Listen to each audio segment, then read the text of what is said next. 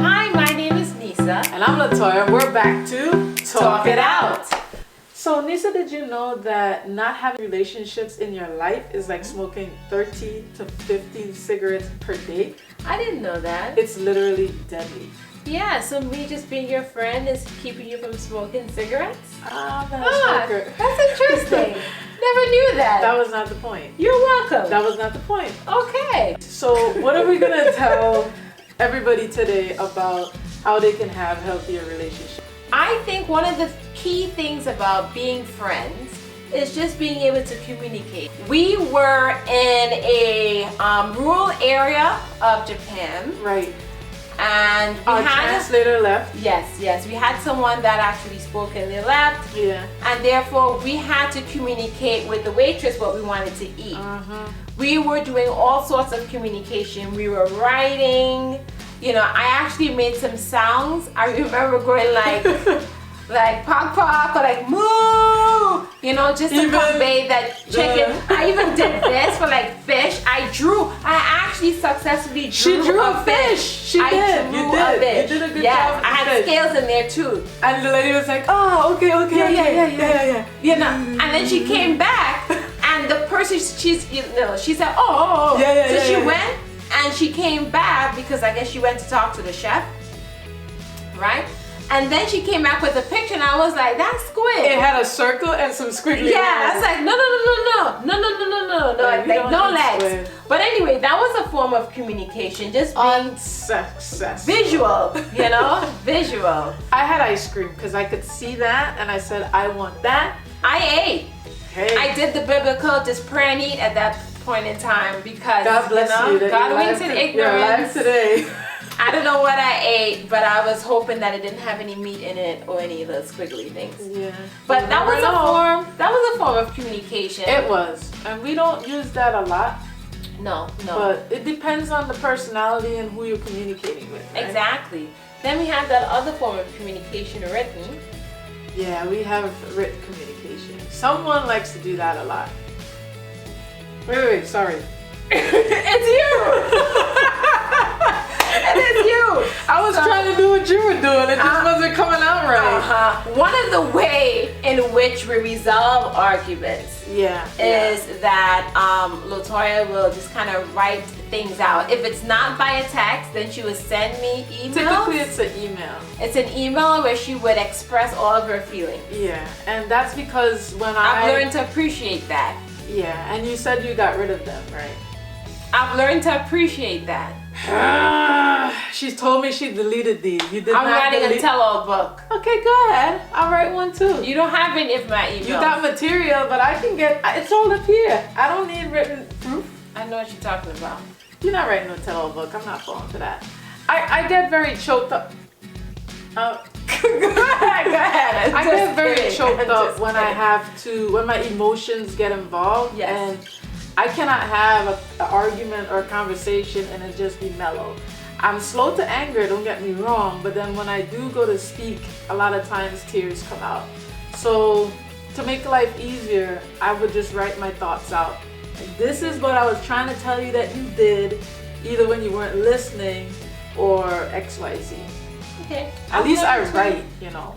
You know, and just being a friend, right? You have to learn to accept the way that the other person will communicate. Yes. Right? Because there are times when if we're in an argument, you might just decide this argument is over, which is very annoying because I still have points to make and it's like, it's done.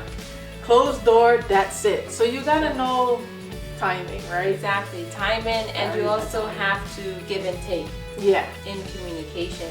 Verbal, being able to speak to the other person, having the other person understand what that message is.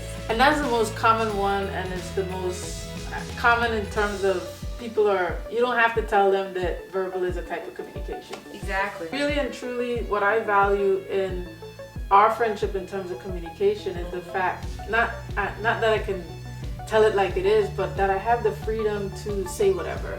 Like I don't have to feel afraid that whatever I share with you, I'm gonna hear it tomorrow from somebody else. Like, really? She mentioned that?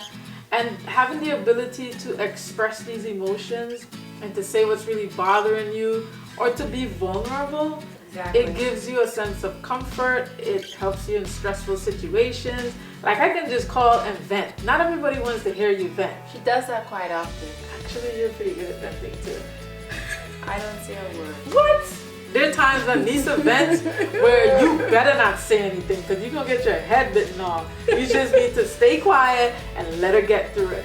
So those things really, and this is why it alleviates that what we were talking about, right? With the effects of cigarettes, right? When you don't have people that you're close to, that you talk to, that you have around, that make you laugh. Oh my goodness, hanging out with you, laughing 24/7. Because I'm funny. See? We'll talk about that in another episode. This makes you, when you're not stressed or when you can de-stress, it makes your body better. It actually reduces your body from releasing those toxic chemicals, and you have a better quality of life. Exactly. What's more fun than going to hang out on the beach with your friend? Can you imagine being on the beach by yourself? Can you imagine having a friend like Nisa? So what do you think about arguments? I think that arguments can lead to a friendship being broken. And I think an argument is a sign that something's wrong. Yeah. But I think also that an argument can be a positive thing because once you resolve it, you can grow and learn from it. It's also key, as you mentioned, is that not that you argue, but how you resolve those arguments. And if resolving the arguments means that I need to change my character, so I love to laugh. Yeah, she sure does. Right, so if we're getting into an argument because Nisa is always laughing, that's a problem. You know, then it means that you're not accepting me the way that I am. And therefore, we're really going to have a problem in our friendship. Because if I can't laugh, you can't be you. I can't be me. So if the only way we can resolve this argument is Nisa just cannot laugh, then it means that we just can't be friends. Because I'm going to have to change who I am in order to have a successful friendship. So that's a situation where you draw the line. Yes, sometimes you have to know where to draw the line. I'm sure that, you know, we've had friends, and maybe you've had friends, where you recognize that becoming or just continuing a friendship with this person is not going to be healthy.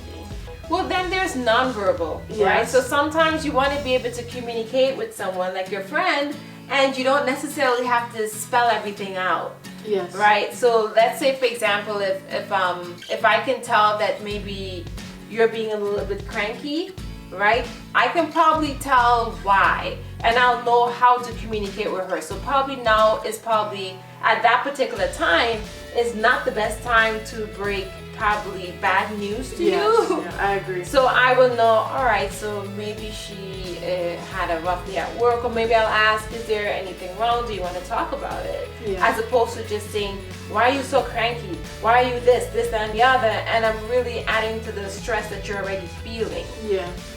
Or I shouldn't take that to heart and know that, oh, you're cranky, you don't want to hang out with me. Fine, I'll go find somebody else to hang out with. I know. So juvenile. Thanks, friend. Yeah, so I mean, I would know that something is wrong because you're not normally that way. Yes, I'm very jovial. Okay, so moving on. Do you think there's anything else that we want to add about communication or friendship? Did we talk about timing? We did talk about timing. Okay.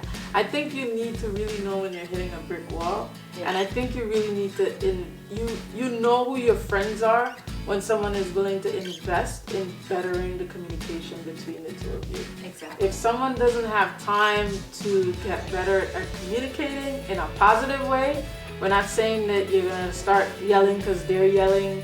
That's not good. That's not right? But if that's not the case, you know that's not a good friend.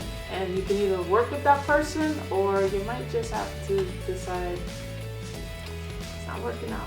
You know, the Bible also talks about that a friend is someone that sticks closer than a brother. Sure does. So if you want to have and foster that type of relationship, then it's important that you know how to communicate.